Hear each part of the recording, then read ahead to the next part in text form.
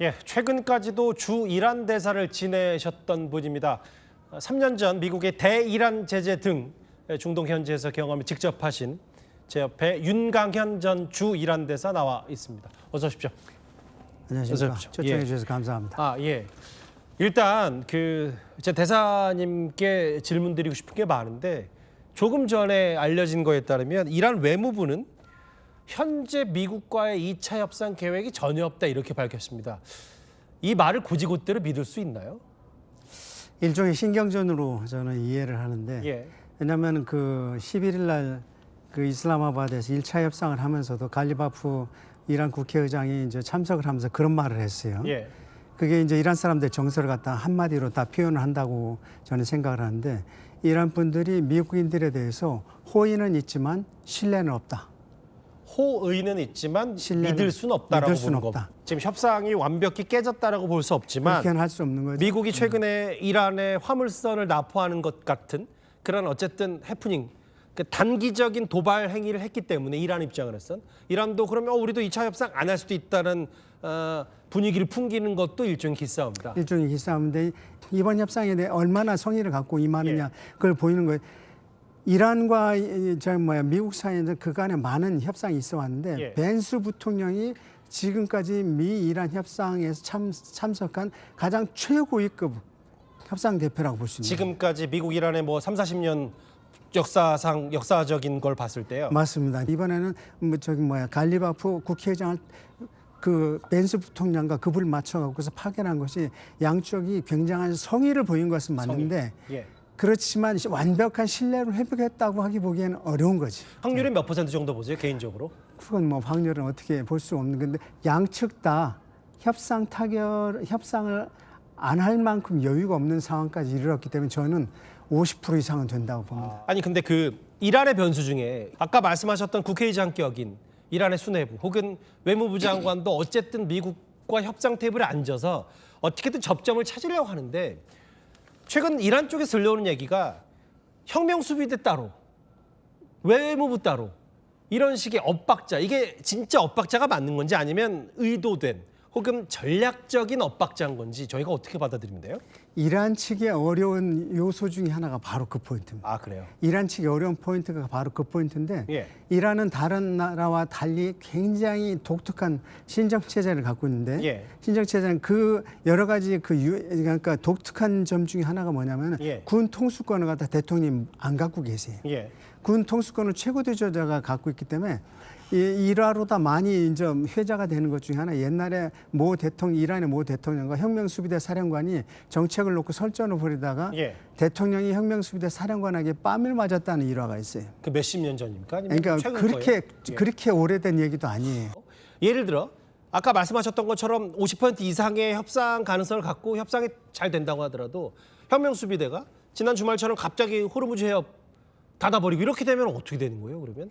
이란을 자꾸 이제 외부에서 모습을 그리는 것 중에 하나는 예. 전형적인 모습을 어떻게 그리냐면 이란은 완전히 독재 국가고 국민들의 의지가 전혀 반영되지 않고 그런 나라로 하는데 절대 그렇지 않아요. 국민들이 제공하는 이 협상을 갖다가 이제 주 선거 공약으로 내세운 이 대통령에 대한 국민들의 압도적인 지지를 기반으로 한 정통성이 있는 거야. 예. 그러니까 그런 것이 강점이 있기 때문에 지금 그 협상단이 만약 미국과 굉장히 합리적인 선에서 협상이 타결됐다 치면 예. 그걸 갑자기 지금 남아 있는 강경파들이 그걸 갑자기 뒤집어 갖고서 이 국민들의 의지를 완전히 무시하고서 뒤집기는 어렵지 않겠나 하는.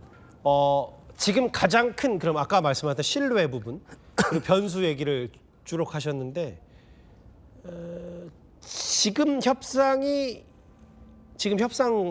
여러 가지 흐름 중에 지금 이걸 주목해야 된다라고 하면 과거 이란에서 몸담으셨던 외교관 생활하셨던 윤 대사님 입장에서는 어떤 포인트를 짚어주시겠어요? 자, 이번 전쟁에서 미국이 사실은 재미를 못 봤다고 평가를 하는 게 맞아요. 예. 초기에 잡았던 여러 가지 전쟁 목표들이 달성이 안 됐어요. 예. 핵 문제, 그리고 참수 작전을 통한 정권 교체, 예. 그리고 탄도 미사일 문제, 프락시들에 대한 지원 문제 이런 것들이 하나도 못 되고서 지금 다시 협상의 근원적인 핵 문제로 다 이제 다시 돌아갔거든요. 핵 문제에서 가장 큰 핵심 키워드는 이거예요. 과연 이란이 우라늄 농축을 할 수 있는 권리를 인정할 것인가 안 할 것인가, 이게 핵심 문제거든요. 예. 이게 핵심 문제인데 지난 11일에 이슬라마바드에서 21시간 동안 이제 논의가 됐던 그 결과를 쭉 보면은 나머지 쟁점들에 대해서는 논의가 있었지만 상당히 중요도가 낮아졌다는 거예요. 그럼 윤 대사님 말씀처럼 이거네요. 그러니까 지난번 21시간 마라톤 협상 때 됐죠. 협상 때 1차 때는 생각보다 다른 분야보다 핵에 집중하고 몰입해서 오바마 행정부 정도는 아니더라도 비교적 좁혀놨고 세밀하게. 그럼 2차 협상 때 어떤 사안에 협상에 대한 부분에 대해서 그 핵 부분만 조율이 어느 정도 되면 생각보다 아까 윤 대사께서 말씀하셨던 50% 확률의 협상 타결보다는 좀 더 퍼센테이지가 높아지는 거 아닙니까? 또 하나 혹이 있어요. 어떤 겁니까? 제가 이 최근의 상황을 설명하면서 어떤 다른 방송에 가서 그런 비유를 했는데, 제가 이 협상을 쭉 이제 모니터하면서 예. 우리 전래동화 혹부리 영감 생각이 난다고. 그런 혹부리 말씀. 영감이요? 혹부리 영감. 혹을 떼려다 혹이 주렁주렁 많이 붙은. 그렇죠. 요 전쟁 이전에는 핵 협상에 집중을 했어요, 두 나라가. 예. 핵 협상에만 집중을 했어요. 거기서 타결했으면 이미 끝났어. 그렇겠죠. 근데 거기서 타결을 못하고 전쟁이 나는 바람에 혹이 추가로 생겼어. 그것이 호르무즈 해협 통제권이에요. 사실 핵 하나만 하느라도 그 중간 접점을 아주 어렵사리 가져갔는데 이게 단기적으로 호르무즈 해협을 이란이 걸어버렸는데 생각보다 이란이 생각한 더 훨씬 더 예상보다 전 세계가 그거에 상당히 영향 충격을 받으니까 전 세계 경제가 거의 얼어붙어 가니까 맞습니다. 이란 입장에서는 본인에게 협상 지렛대가 하나 더 생긴 거고. 맞습니다. 그 호르무즈 해협 플러스 전쟁을 통해서 이란의 각종 인프라를 막대 일어났기 때문에 전쟁 배상금 문제, 그렇죠. 요 혹이 두 개가 더 붙어버려요. 그러니까 혹부리 영감 전래동화처럼 하나가 있었는데 하나를 떼려다 세 개가 생겨버렸어요. 그러니까 그럼에도 불구하고 이런 여러 가지 추가적인 난제에도 불구하고 가장 핵심적인 핵심 이슈에서만 돌파구가 마련되고 정치적인 이 의지가 확인이 된다 하면 예. 협상을 못할 건 아니다라고. 왜냐하면 두 나라 공이 너무 어려운 상황이 있기 때문에.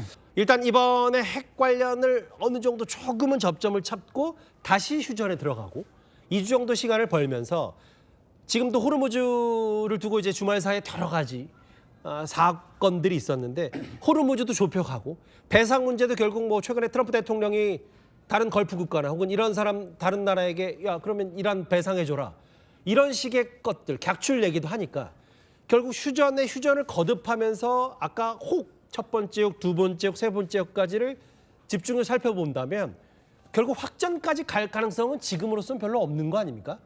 지금 앵커께서 말씀하신 그 방향으로 잘 수습이 된다면, 예. 왜냐하면 휴전이 연장이 된다 하면 예. 그 휴전을 단순히 기간을 연장한다는 게 아니라 예. 휴전 연장 기간 동안 서로 상호 신뢰를 구축하는 거죠. 알겠습니다. 저희 이란에서 우리 외교 전선에서 여러 대이란 제재 중동 현지에서 직접 경험하셨던 분이죠.